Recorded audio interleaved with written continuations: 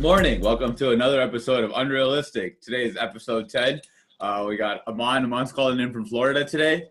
Yes, sir. How's it yeah. going, y'all? Just calling in, enjoying the views. You know how we do. Apologize for my finger. Today's Saturday, so kinda it's gonna stupid. be it's gonna be he still doesn't know how to take videos on his phone. It's like I'm still learning. I'm trying to be a learning. marketer, but I'm still learning. Although the technology these days and all these fucking youngins and shit, all their cell phones and switching screens is way too confusing for Aman. So, all right, Bryce, we're gonna jump right into it. Today's topic is don't ask for permission. Right? Not asking for, so this essentially comes down to taking ownership for your life. And I think there was, so Guy Ritchie is a famous director. He had a podcast with Joe Rogan where Joe Rogan was asking him about, because Guy Ritchie always wears his suits and he's always got like fly ass suits on every day, wherever he goes. And Joe Rogan was like, dude, how do you, why are you putting on those suits every day? And Guy Ritchie was talking about how that suit was his metaphorical suit of armor, right? That suit, when he puts on that suit every day, he owns that suit. He's taking ownership of his life, right? So it's not like he has to wear a suit. And now you have this mental image of the two different kinds of people, right? The guy who's putting on a crisp suit, putting on his, what are the things that they put? Cufflinks. Yeah, putting on cufflinks, got like a nice crisp tie, and then you got the guy who's getting ready to go to court, right? Who's fucking just throwing shit on, like, fuck this shit, bro. I don't know. My lawyer told me if I don't wear this shit, I'm gonna go to jail, like all that shit. So it's two completely different things, right? So it's one is your whatever situation you're in, this is where I wanna be. Right, this is you're taking ownership of the suit, and it comes off in everything that you're doing. You walk different, you move different, you talk different, your energy is different, right? Whereas even with so David Goggins in his book Can't Hurt Me, right? He was talking about his going through the Navy SEAL training. He's going through Hell Week, and Hell Week is designed to break you down, right? Hell Week is designed to that shit is literally a definition of fucking insanity aside yeah, from it's Albert torture, Einstein's bro. definition of insanity. Like they're it's literally... like you're doing shit all day and you have like 30 minutes of sleep and they're like, all right, cool, get your ass up and do it all over again. Like you don't get 30, you get like an hour of sleep the entire week. 1 week, like one time they give you like a nap, so you don't get sleep. So you're up for like 4 days straight, just running and just chilling on the beach, not in a good way, in the bad, like they're drowning you in the water. You said you're chilling on the beach. Not in a good way. I said it. I was like, that doesn't sound like Hell Week, but people are like, oh, Hell Week doesn't sound too bad. No, but so David Goggins though, bro. So he was Hell Week is designed to break you, and a lot of people go in there with their whole macho shit, like, oh, I'm swole, I can run a lot, it's not a physical test. It's a mental test. Yeah. Right? There's no amount of physical training that you could do that'll prepare you for Hell Week, or for Navy SEALs Hell Week, right? But it's designed to oftentimes the biggest dogs, the people who are all fucking coming in there like they're macho, whatever, are the people who quit first. Right. But then you see the scrawny people, the people that you think that will never survive. Those motherfuckers have the strongest minds because they're there. And so for Goggins, he was talking about it for his example. He was like, bro, I had to own it. Like, I wanted to fucking be here. Like, I wanted the pain. You know what I'm saying? Like, so it got to a point where he was looking for, he called it taking souls, right? He wanted to look like he wanted to see the look on his instructors' faces as they were trying to break him down, and he just kept fucking running even harder. So he made it like a battle between him and his instructors, right? So they're trying to break me down, bet. So like everyone else is holding the boat, like, because they have to hold the fucking entire boat over their heads as they're running. Yeah. So everyone else is kind of like half-ass holding the boat and like kind of fucking jogging along. And this motherfucker's got the boat up all the way up, and he's just running, right? And fucking heaving down there. Yeah, exactly, bro. He's hauling ass down the beach because like he's like, dude, you're not gonna break me. You're not. So he's like, I want to fucking be here. And when that's your attitude, whenever you're going into wherever you're going, Like, I chose this. This is what I want. And it's so easy to forget, right? Like, even for me right now, like for me, work is building an agency with my best friends, doing podcasts with my best friends. Like everything that I want in my life right now, I've literally went out of my way to design the life that I wanted for myself. Like I dropped out of engineering school, had to deal with all the fucking bullshit that my parents were giving me. Like I had to, like, it's not like I didn't have the pressure, and like I feel like I had more pressure than most, but I dealt with all the pressure, and I dealt with the pain, and I dealt with everyone was like, dude, you're dumb as fuck and you're not doing your shit. And I figured shit out and then started the agency. Especially, I think, like, just to chime in on that real quick, like, not to kind of put you out there, but like when you mentioned you had more pressure, like I definitely agree, man, just because everyone that's watching this or listening to this that doesn't know Akash personally or know about his background, like this guy was like the valedictorian of our high school, or he's a year older than me. So he was literally like projected valedictorian. He was valedictorian after like, sophomore year of high school. And then he was pretty much like mentally, he was like, I don't need to prove this to anyone.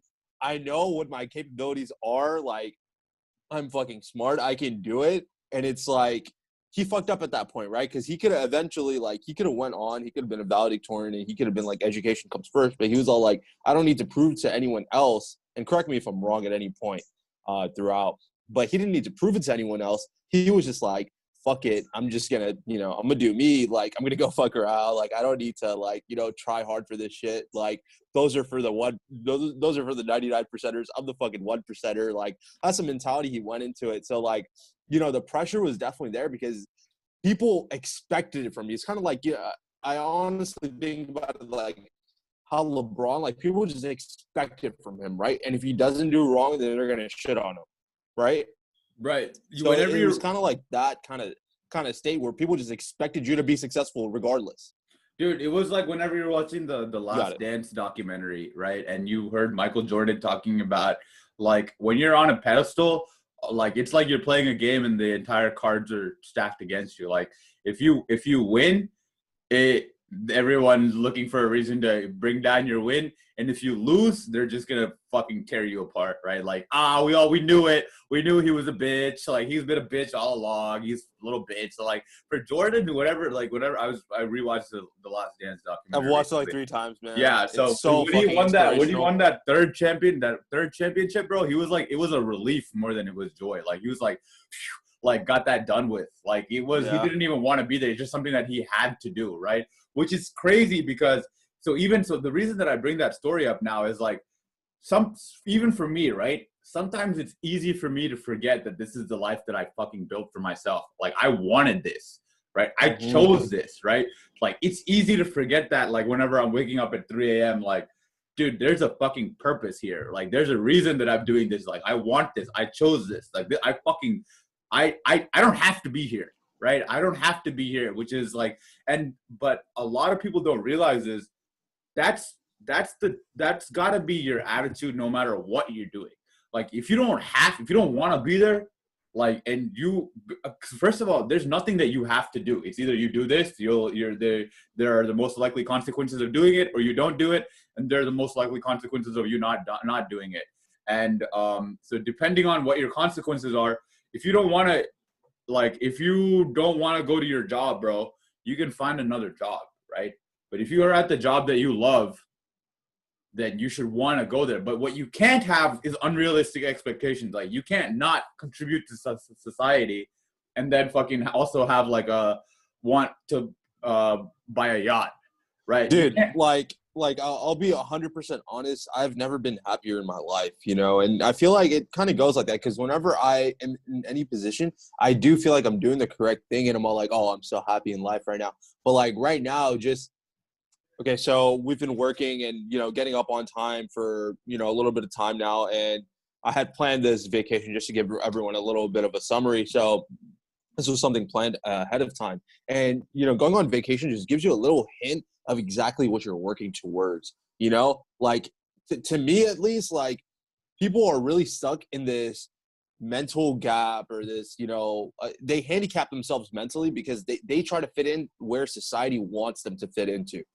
And now it's like you can't rely on your career to fit in for society more than yourself. Because again, we say this a lot. You have to be selfish towards yourself when you're talking about your goals or your dreams. That's what this podcast is about, creating unrealistic goals into a reality. And that's kind of what it is. And it's just like people try to fit so much into the societal, gap that, hey, I'm going to be a doctor, engineer, be a consultant, be whatever it is. But like they forget to follow their passion along that route. Dude, so for me, like, for example, let's go a little bit into my backstory, right? So again, was doing really well in high school, and then all of a sudden, like, something like some sort of switch flipped in my brain where I was just like, dude, fuck all this. Like, who am I? What am I trying to prove shit to? Like, what do I have to, again, I'm going to do the best and then because again, my projected path at that point was like an engineer. Like, so I'm going to bust my ass and get to fucking become the best engineer and get a good engineering job. And then I'm going to have a wife and raise 2 kids and then die. Like, that's my entire life. Like, fuck that. Like, so so then it was like, okay, cool. So my life I'm going to peak in college. So I really want to enjoy my college. I feel like I kind of became a nihilist, bro. Like, that's basically people who feel like life is there's no point to life, right? When you're aimless, I fucking became a nihilist, right? So it was like, what am I working towards? There's really no thing I'm working towards. Like, if I'm working towards being happy, right? I was like, dude, I could honestly, I could do absolutely nothing. I would rather be a school teacher, make no money, and I feel like I'd be more happy. And I'd get summers off. You get entire summers off. Like, I feel like I would have. So what am I busting my ass in engineering? Because engineering is fucking hard, guys. Engineering school is like, it's 4 years of like differential equations and fucking retarded shit like that. You're never gonna. And like, at least from what I've seen in the past, like the people that I've talked to, I have a lot of cousins that are engineers or family friends, and they're like, bro, I finished in 5 years, I finished in 5.5, I finished in 6. Like, some people take their time with it. It's not a 4-year degree generally, it's a lot of work to put into a 4-year degree. And even then, like right now, just the way the economy is, like I've had cousins that have started, engineering jobs that graduated in December. Obviously we have the pandemic going on, and it's just such a bad time for engineers at this time. So it's like, look, I'm not saying don't follow your dreams. If your dream is to be an engineer, go be a fucking engineer. If your dream is to be a doctor, go be a fucking doctor. But don't limit yourself on your dreams within 3 fucking occupational jobs that society wants you to go to. Do not even society, your parents or your parents or anything. Right. It's your own dream. It's your own unrealistic dream, or whatever the fuck people decide to tell you. Like, follow what you want to do. You have to understand you're doing this for the next 20, 30, 40 years of your life. You want to be miserable?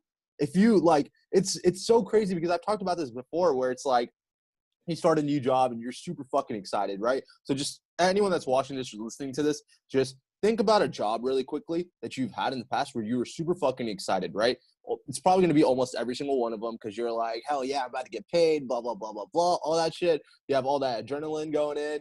And then you start and like 2 weeks later, you're fucking like just fucking sitting there like, man, I can't fucking wait to get on lunch. Like, like you're just waiting for time to go by. And it's like, you're not happy with what you're doing. But when you find a position and, or even an industry where you start doing something, you're like, man, I'm fucking in it. Where like time doesn't seem like it's, time's going by so fast. The day started. Like, bro, we wake up at fucking 3 to 4 o'clock every day. And it's like, by the time we do like 3 podcasts a day. So by like 1 o'clock, I'm just like, holy shit, it's already 1 o'clock. Like, someone will put it in our chat, like, hey guys, ready for the Lost and Blossom podcast? And like, I'm all like, oh shit, it's like 12 o'clock already. Like, I haven't even started doing my work yet, man. Like, it's like when you get in that mental space, you understand what the grind is for, why you're waking up every day, why you're doing what you're doing. I know everyone's schedule is not like ours, but it's like at that point, you're not limiting yourself to society or to your parents or to any other variables.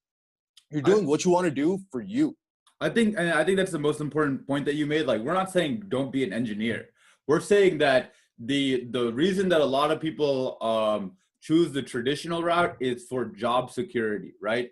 I just want to let you know there's no fucking like we don't live in 1950 anymore, right? There's no fucking such thing as job security, right? That was one of the biggest eye-opening things for me is like I could do all this shit for petroleum engineering and like I'm expected to because how oil goes as you can see right now, how oil usually goes is every 3 or 4 years there's a cycle. So there's a boom and there's a bust, as with everything else. So every couple of years, if I'm a drilling engineer, you should expect it. But they were like, yo, you make so much time while oil is money, so you can save up that money. And then whenever, everything is like, what the fuck kind of lifestyle? Like, I don't want to do that. Like, I don't want to just save up my money. Like, I can't wait till I get fired because I'll have a lot of money saved up. Like, I don't want to get fired. So, exactly. it's the, so when you realize that you can fail at something that you don't want to do, then you might as well fail at something that you do want to do. Right. So it's first of all figuring out what you want to do. Right. And again, fail. Just chime in real quick. I'll let you keep going. Like people have such a negative connotation around the word fail. Right. Literally, fail is your first attempt at learning. Like that's all that means. So failing is good. Keep going. Yeah, I mean failing. Yeah, exactly. So failing is good whenever you're on your path. Failing is good whenever you're trying to like move when there's a goal that you have a true north and you're kind of every action, every step that you're taking is driving you towards that true north, right? Failing is good because it gives you feedback and allows you to course correct, and like it's basically like we talk about the bats and they use their clicks for the echolocation. They can't see until the sound bounces off something, it echoes and it comes back to them. They're like, oh, okay, cool, there's something I can't go that way, gotta go this way. So that's basically what failing is. You're getting feedback from society, and society's like, not this way, bro. You're like, all right, bet. I'm gonna go that way. So that's actually a great way to describe it. I never thought about it. It's literally like you're just fucking trying something and you're just course correcting, bro. All you gotta do is course correct. It's not a big deal. You don't have to fucking like die every time that it happens and cry and shit. But whereas like if your goal is just to get a job, like that's not a goal, bro. If your goal is like just to pay the bills, like that's not a goal. Your goal is to do something useful, be as useful as you can, and then like paying the bills and the money. And again, like I don't want to be cliche here, but like when you could be and people are like, I mean, for even shit like cutting hair, bro. We live in a world that if you can get really good at cutting hair, you could easily make 6 figures cutting hair.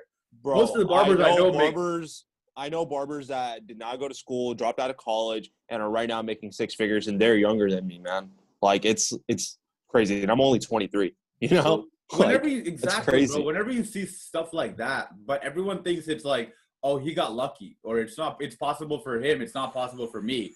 That guy, he just lucked into it. It's not. So even the barbers who are making 6 figures, bro, they had to like go through all the pressure. I mean, there's no way that they told their parents that like, hey, I'm not going to school, I'm going to be a barber. And the barber was like, yes, like that's what I wanted, that's what I dreamed for you your entire life.